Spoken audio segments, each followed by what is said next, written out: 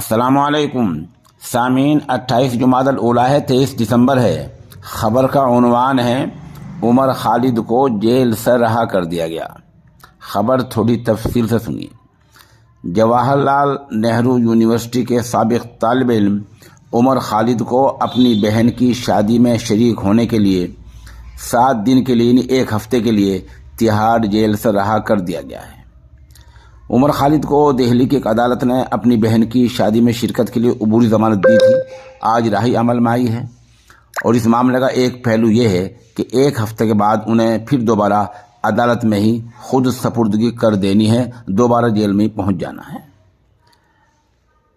Report میں کہا گیا ہے کہ عمر خالد 1 ہفتے کے لیے جو باہر آئے ہیں، عدالت نے انہیں کڑی شرطوں کے ساتھ چھوڑا ہے۔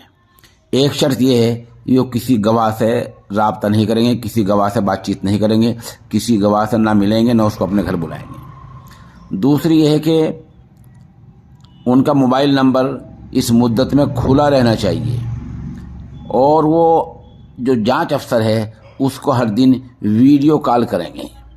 اس دوران عمر خالد سوشل میڈیا سے دور رہیں گے۔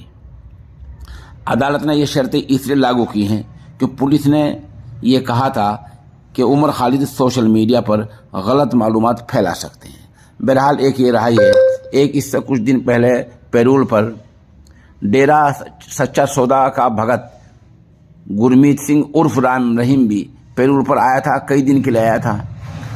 اس کو آن لائن اپنی میٹنگ کرنے کی، آن لائن ستسنگ کرنے کی، ادھر سے ادھر جانے کی سب